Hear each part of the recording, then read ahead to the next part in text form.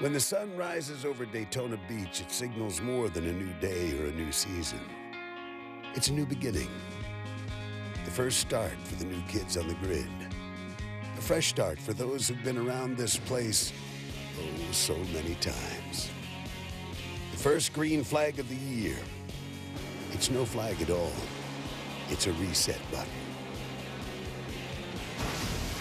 So did you know that for the first 60 years of NASCAR, a Petty, be it Lee, Richard, Kyle, or Adam, raced in NASCAR? The Pettys, arguably the first family of the sport, but not the only family. Take the Bakers and the Allisons.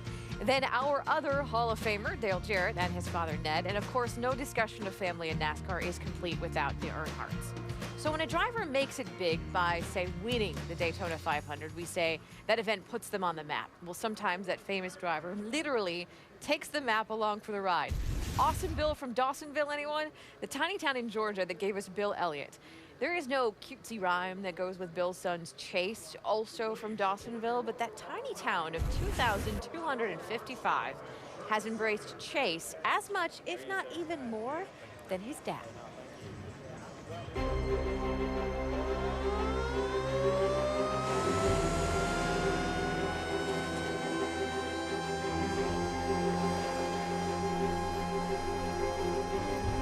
When the siren went off in Dawsonville, you knew Bill won. Bill Elliott wins the 1985 Daytona 500. When Bill Elliott won his first Winston Cup race in '83, I seen a siren in the pool room, and I hooked it up, put it outside, and sounded where the people in town knowed something had happened. And that same siren is sounded for all his 44 Winston Cup wins. The pride of Georgia, Bill Elliott. You know, Bill put Dawsonville on the map. I would have never known where Dawsonville was. Racing and Dawsonville have always come hand in hand, and what my dad and his brothers have done, and my granddad, just kind of the whole racing heritage. We have 5 winners from Dawsonville to win the Daytona. Bernard Long, Roy Hall, Lloyd C., Gober Sosby, and Bill Elliott. How many other towns can proclaim that they have 5 Daytona winners? We were just a blip on the map, and then all of a sudden, $1 Million Bill and Awesome Bill from Dawsonville in the mid-'80s. It really changed the whole town. Dawsonville had our superstar. And we couldn't be more happy to present Awesome Bill from Dawsonville, Georgia, $1 million.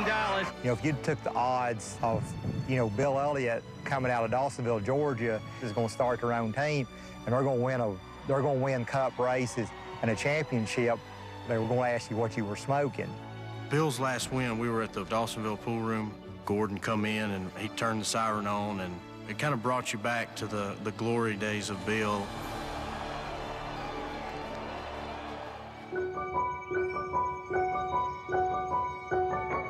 As young as I can remember him being, he always wanted to be a race car driver.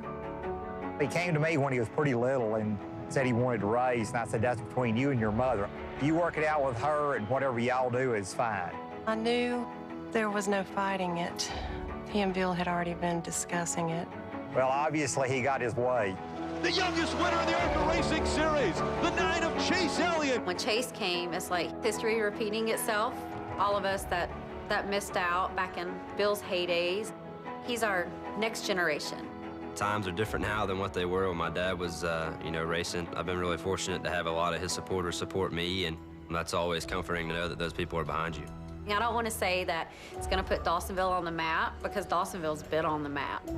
But I think it's just going to explode again. The higher he gets up in the series, you can really start to see the town just, it's almost kind of like it's starting to swell with a little pride. And you see a lot of the younger generation get behind racing. We're looking for the tradition of racing in Dawsonville to extend a long time. And Chase is the one that's going to, he's picking up the banner and he's taking it with him. When Chase started winning some of his earlier races, Gordon decided that he would do the siren again. I have a new siren for Chase Elliott, got it up on the pole. really ever since I started racing Bandoleros, that Gordon's been doing that on the weekends that we win. So that's a pretty neat deal to kind of keep that tradition going. The first time I sounded the siren for Chase, we hadn't sounded in a while for Bill, so people started coming out of the building, looking up in the sky, and they learned what it is now. When that siren sounds, everybody in town knows Chase has won a race. Sound that siren. Siren a lot. Now, Rick Hendrick is not an owner known for bringing drivers along and developing them. Yet he has stuck, Rusty, with Chase Elliott. He really has. I mean, he signed up Chase a long time ago to be a driver for him down the road. And he really saw a lot of good traits in him. He knew that he was a great short tracker. He knew he spoke real well. He knew that he really liked to work on the car and understand it. And above all, he came, Bill Elliott, his tutor, his father, really helped him a lot. So Rick saw a lot of good things in it. But what I tell you, one thing I saw, Nicole, was last year at Mosport, when he won that big truck race on the road course up in Canada. Yeah. Man, he drove aggressive, Brad. He drove so hard. He won that race. I said, guess what? This kid's made it. He's here. Yeah, he's a very aggressive race car driver. And the thing I like about him, I was following him around one day at the Hall of Fame. He didn't know I was behind him. He's got this swagger to him, He's got this coolness to him. Yeah, cool hair. He does. He's a cool young man. But I'll tell you what, you see this in a lot of sports. You see a lot of fathers or sons come along after their fathers or brothers or whatever. And the one thing he's got the pedigree, but he's also got the talent. This kid is the real deal, and Rick Hendrick doesn't put his stamp on anyone unless they're the real deal. But we've seen Junior Motorsports have several great moments. We've also seen them struggle. Last year with Regan Smith, at one point they had what seemed to be an insurmountable lead in the championship. Obviously, the championship was not won by Regan Smith. It was won by Austin Dillon.